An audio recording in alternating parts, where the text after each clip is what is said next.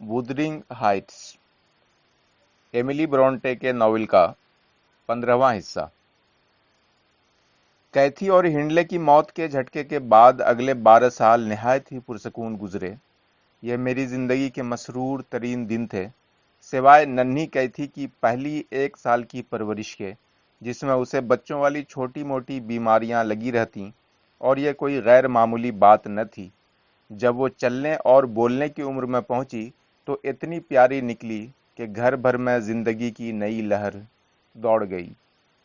उसकी आंखें माँ पर और चेहरे के खतूत बाप पर गए थे।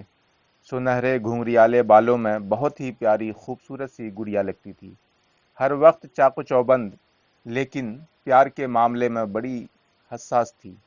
उसकी अदाएं, नखरे और चोंचले बाज औकात मुझे उसकी माँ की याद दिला देते। जरा सी बात का बुरा मान जाती। बाज औकात कोई नौकर करख्त लहजे में बात करता तो उसका एक ही रद्द अमल होता, पापा से कह दूंगी। और अगर पापा कभी जरा सी टेढ़ी आंख से देख लेते तो कई कई दिन मनाते रहते, तब कहीं जाकर राजी होती। लेकिन मेरे आका इस मामले में बहुत मोहतात थे। उसे सख्त सुस्त कहना तो एक तरफ, वो तो उसे देख देख कर जीते थे। उन्होंने कैथी की तालीम और तरबियत मुकम्मल तौर पर अपने हाथ में ले रखी थी, और यह उसी मेहनत और लगाव का नतीजा था कि कैथी बहुत जल्द समझदार, ज़हीन और दानिश्वर हो गई। 13 साल की उम्र तक कैथी अपने घर के पार्क से बाहर न निकली थी। इस बारे में एडगर किसी पर भरोसा न करते थे। वो पार्क तक भी उसे खुद साथ लेकर जाते। अपने घर के अलावा गिरजा वाहिद इमारत थी जिसके अंदर वो दाखिल हुई। वुदरिंग हाइट्स या हीथ क्लिफ का उसके लिए कोई वजूद न था। वो अपने आप में मस्त और हर तरह से मुतमईन थी। अलबत्ता कभी कभार खिड़की से बाहर देखते हुए पूछती, नेली, वो वक्त कब आएगा जब मैं उन सामने वाली पहाड़ियों की चोटियों पर चढ़ूंगी? उनसे परे क्या है? समुंदर है क्या? नहीं नहीं, उन पहाड़ियों से परे और पहाड़ियां हैं, फिर और पहाड़ियां हैं, मैं जवाब देती। लेकिन वो चोटियां चमकती क्यों हैं? नजदीक से कितनी अच्छी लगती होंगी। चमकती इसलिए हैं कि एक दिन तो उन पर बर्फ जमी रहती है, दूसरे सूरज की शुआएं उन पर देर तक पड़ती रहती हैं। वो किसी मुलाजिम से क्रैग का नाम सुन चुकी थी। पहाड़ की चोटी के बिल्कुल साथ जो ढलवान घाटी थी उसे क्रैग कहते थे। यहाँ बहुत खूबसूरत जंगल है और अपनी फितरी खूबसूरती के लिए बहुत मशहूर भी। वो बार बार उसी का नाम लेकर कहती, तुम तो जरूर क्रैग गई होगी, मैं भी बड़ी होकर जाऊंगी वहां। ऐसे मौका पर मैं जल्दी से जवाब देती, बेटी, इसके मुतालिक तो तुम्हें तुम्हारे पापा ही बताएंगे कि वहां जाना कितना मुश्किल है। इस गरेंज और पार्क से बेहतर जगह दुनिया में कोई नहीं है। मेरे जवाब से उसकी तसल्ली न होती तो वो अपने आप से बड़बड़ाती, लेकिन गरेंज और पार्क से तो मैं वाकिफ हूं। मैं तो उन ऊंची चोटियों पर खड़ी होकर चारों तरफ देखना चाहती हूँ। वो जब भी उस बारे में अपने पापा से बात करती तो वो हमेशा किसी न किसी तरह टाल जाते। असल बात यह थी कि क्रेग का रास्ता वुदरिंग हाइट्स के पास से होकर गुजरता था, और वो इस ख्याल से ही कांप जाते थे कि नन्ही कैथी उधर जाए या वहां रहने वालों से मिले। वो इस ख्याल से ही भागते थे। मैं शायद आपको बता चुकी हूं कि अपने खाविंद से भागकर इजाबिल कोई 12 साल जिंदा रही। लिंटन खानदान के अफराद जिस्मानी तौर पर इतने मजबूत न थे जितने इस इलाके के आम बाशिंदे। इजाबिल की आखिरी वक्त की बीमारी का तो मुझे इल्म नहीं, सिर्फ यह पता चला था कि पहले पहले हल्का सा बुखार हुआ जो नाकाबिले इलाज साबित हुआ। फिर आहिस्ता आहिस्ता जिस्म घुलने लगा। उसने अपने भाई एडगर को एक खत में इत्तला दी कि वो गुज़िश्ता 4 माह से लगातार बीमार है और सेहतयाब होने की उम्मीद कम ही है। उसने इल्तिजा की थी कि वो मरने से पहले भाई को आखिरी बार देखना चाहती है। नीज़ उसकी यह भी ख्वाहिश है कि मरने से पहले वो लिंटन यानी अपने लड़के को अपने हाथों एडगर के सुपुर्द करना चाहती थी, क्योंकि मामू से ज्यादा बेहतर सरपरस्त और कौन होता, जबकि वालिद यानी हीथ क्लिफ से उसे किसी भलाई की उम्मीद न थी। وہ جانتی تھی کہ ہیتھ کلف اپنے لڑکے کی تعلیمی اور دیگر اخراجات ہرگز نہ اٹھائے گا۔ میرے آقا اپنی بہن کا خط پا کر آپ دیدہ ہو گئے۔ عام طور پر وہ اتنے تیز طبع نہ تھے، لیکن اب انہیں بھی یقین ہو گیا تھا کہ شاید یہ بہن کا آخری خط ہے۔ انہوں نے کیتھی کو کبھی اکیلے نہ چھوڑا تھا، لیکن اب وہ کیتھی کو میری نگرانی میں چھوڑ کر ایزابیل سے ملنے کے لیے جانے کو تیار ہو گئے۔ جانے سے پہلے انہوں نے مجھے سخت تنبیہ کی کہ کیتھی ہرگز اکیلی نہ جائے گی، یہاں تک کہ اگر پارک میں جانا ہے تو بھی میں ساتھ جاؤں۔ وہ 3 ہفتے گھر سے غیر حاضر رہے۔ پہلے 2 3 دن تو کیتھی نے لائبریری میں گزار دیے، لیکن پھر وہ بور ہونے لگی۔ میں بھلا گھر کا کام کاج چھوڑ کر ہر وقت اس کے ساتھ کیسے رہتی؟ چنانچہ میں نے اسے اجازت دے دی کہ وہ گھوڑے اور کتوں کے ساتھ گرینج کے ارد گرد کے علاقے میں گھوم پھر لیا کرے۔ وہ کبھی صرف کتوں کو لے کر پیدل نکل جاتی، کبھی گھوڑے کی سواری کرتی اور واپسی پر خوب خوب گپیں ہانکتی کہ کہاں کیا ہوا اور پھر کیا ہوا۔ اسے یوں اکیلے گھومنا پھرنا اس قدر پسند آیا کہ ناشتہ کر کے جو باہر نکلتی تو پھر دوپہر کی چائے کے وقت واپس آتی اور پھر شام تک اپنی سیر و تفریح کے قصے بیان کرتی۔ گرینج کی حدود اچھی خاصی وسیع و عریض کئی میل پر پھیلی ہوئی تھی۔ مجھے اعتماد ہو گیا تھا کہ کیتھی ان حدود کو کبھی پار نہ کرے گی، لیکن اس نے میرا اعتماد توڑ دیا۔ وہ ایک دن صبح 8 بجے میرے پاس آئی۔ اس وقت وہ عربی سوداگر بنی ہوئی تھی اور اپنے گھوڑے اور 3 اونٹوں کے ساتھ صحرا عبور کرنے کا ارادہ رکھتی تھی۔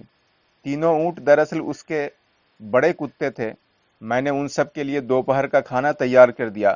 کیتھی نے دھوپ سے بچنے کے لیے ٹوپی سر پر رکھی۔ میں اسے جلدی واپس آنے اور احتیاط سے بھاگ دوڑ کرنے کو کہتی تو وہ ہنس دیتی۔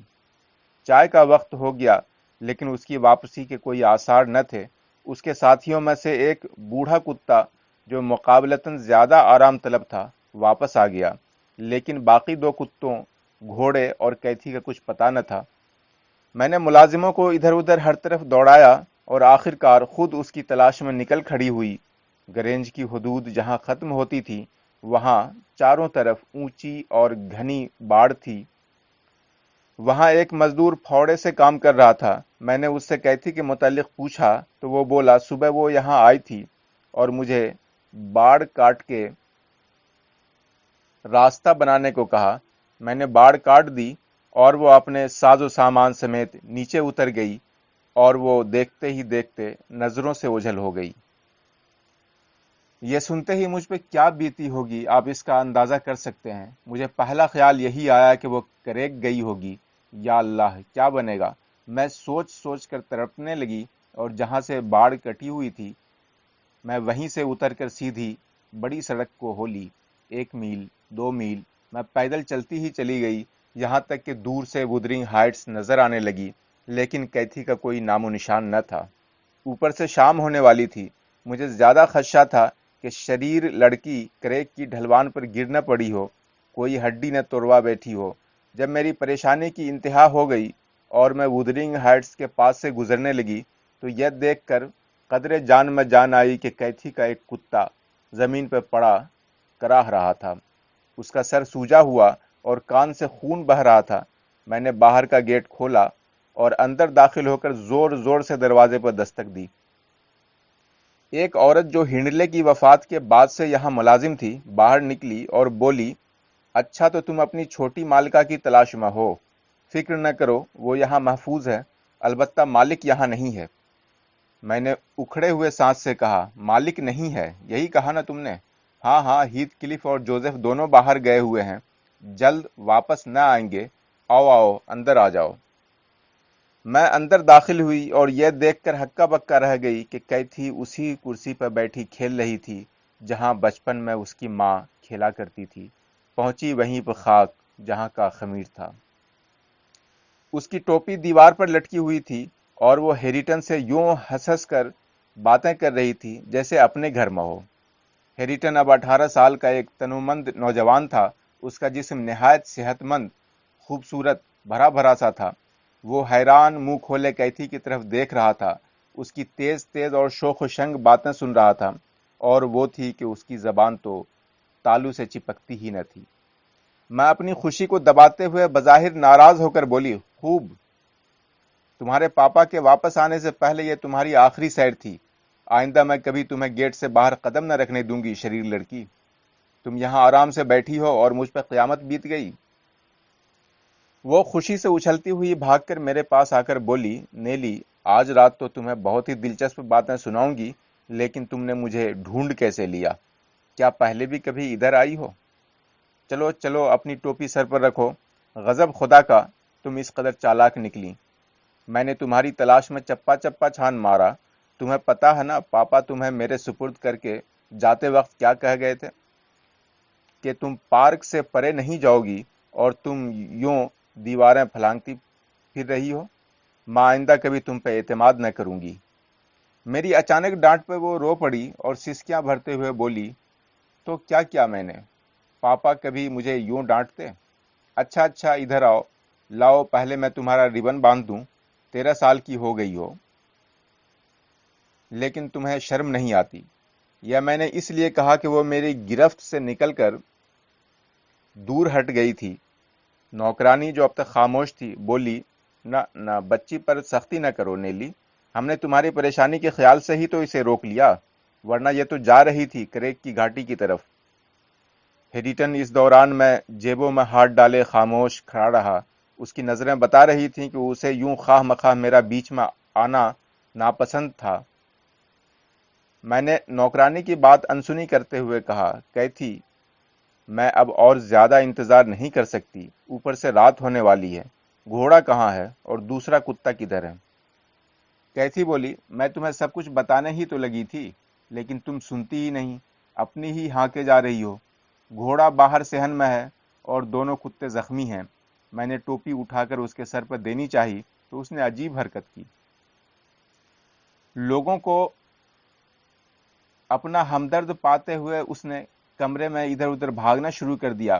عجیب مضحکہ خیز صورتحال تھی. میں اسے پکڑنے کے لیے پیچھے پیچھے بھاگ رہی تھی اور وہ کرسیوں کے اوپر اور میزوں کے بیچ سے نکل کر کمرے کے اندر یوں بھاگ رہی تھی جیسے بلی چوہے کا کھیل کھیلا جا رہا ہو. اس پر جب نوکرانی اور ہیریٹن ہنسے تو کیتھی بھی ان کے ساتھ شامل ہو گئی. اب تو مجھے بہت غصہ آیا اور میں چلائی، کیتھی، اگر تمہیں یہ پتا چل جائے کہ یہ مکان کس کا ہے تو فوراً یہاں سے بھاگ نکلو. کیتھی نے ہیریٹن کی طرف مڑتے ہوئے کہا، یہ مکان تمہارے ابا کا ہے نا؟ ہیریٹن نے نظریں زمین پر گاڑ کر قدرے شرمندہ ہو کر کہا، نہیں. تو پھر کس کا ہے؟ تمہارے آقا کا؟ کیتھی نے پوچھا. یہ سنتے ہی ہیریٹن غصے سے سرخ ہو گیا اور گالی دیتا ہوا کونے میں جا کھڑا ہوا. کیتھی باز نہ آئی. یہی سوال پھر اس نے مجھ سے کر دیا، اس کا آقا کون ہے؟ یہ تو بڑی بڑھ بڑھ کر باتیں کرتا تھا، ہمارا مکان، ہمارا گھر، ہم لوگ. میں سمجھی کہ یہ یہاں کے مالک کا بیٹا ہے. اگر یہ نوکر ہے تو اسے چاہیے تھا کہ مجھے عزت سے مخاطب کرتا. کہتی کہ ان باتوں سے ہیریٹن پہ ایک رنگ جاتا اور ایک آتا. اس سے کچھ بعید نہ تھا کہ وہ کیا کر گزرتا، لیکن میں نے اشارے کنایوں میں کیتھی کو جلد سے جلد گھر چلنے پہ آمادہ کر لیا اور اس نے بالکل اسی لہجے میں جس سے نوکروں کو مخاطب کرتے ہیں ہیریٹن سے کہا، میرا گھوڑا لاؤ. جب وہ ٹس سے مس نہ ہوا تو وہ اسے ڈانٹتے ہوئے بولی، جلدی کرو نا، گھوڑا لاؤ میرا. ہیریٹن گرجا، تمہارا نوکر ہونے کی بجائے میں تم پر لعنت بھیجنا پسند کرتا ہوں. کیا بھیجنا پسند کرتے ہو؟ کیتھی نے پوچھا. لعنت، لعنت، 10 بار لعنت. تم مجھے نوکر سمجھتی ہو بھوتنی کی؟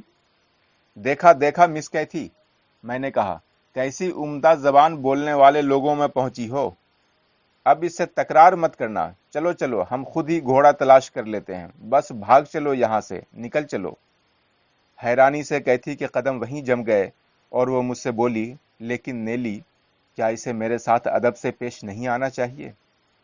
کیا اسے میرا حکم نہیں ماننا چاہیے؟ میں اس کی بدتمیزی کی پاپا سے شکایت کروں گی. ہیریٹن پر تو اس کا کیا اثر ہوتا؟ البتہ غصے سے کیتھی کی آنکھوں میں آنسو آ گئے اور وہ نوکرانی سے مخاطب ہو کر بولی، تم لاؤ میرا گھوڑا اور کتا فوراً اسی لمحے. نرمی سے بات کرو بچی، ملازمہ نے کہا. میں تمہاری ملازمہ نہیں ہوں.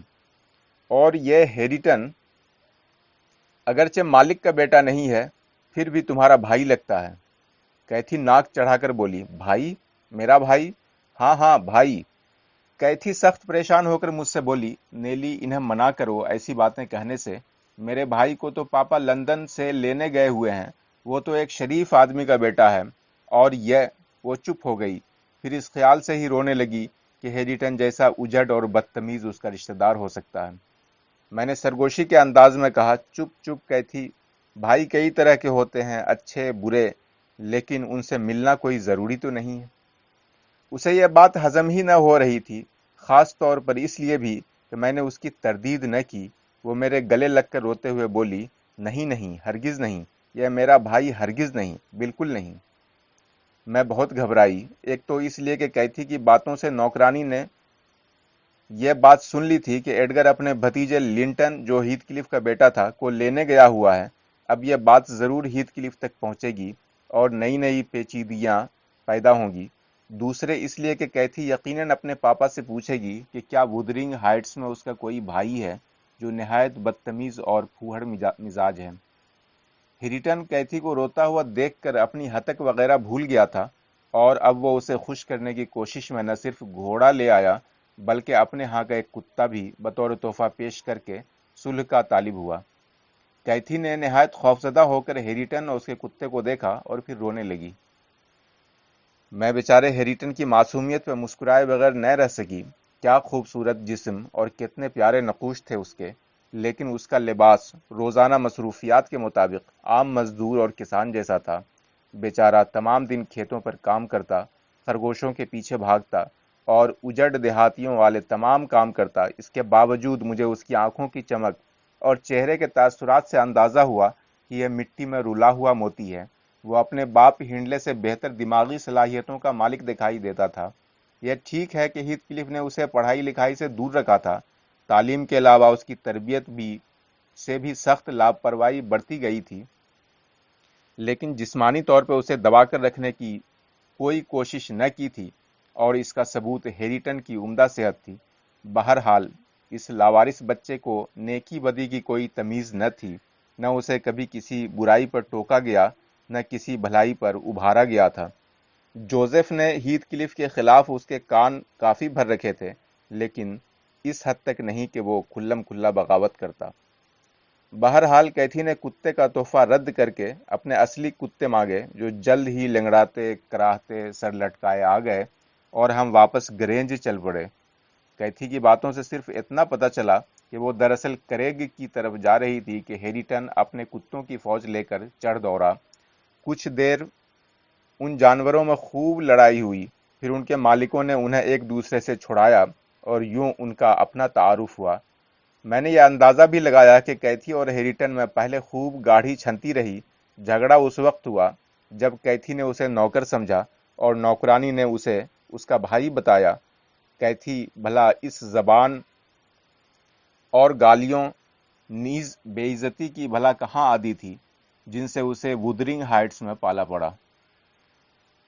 उससे अपनी हतक बर्दाश्त न हो रही थी, और इसे इस बात पर माइल करने के लिए मुझे बड़े पापड़ बेलने पड़े कि वो पापा से इस तमाम वाक़या का जिक्र न करे।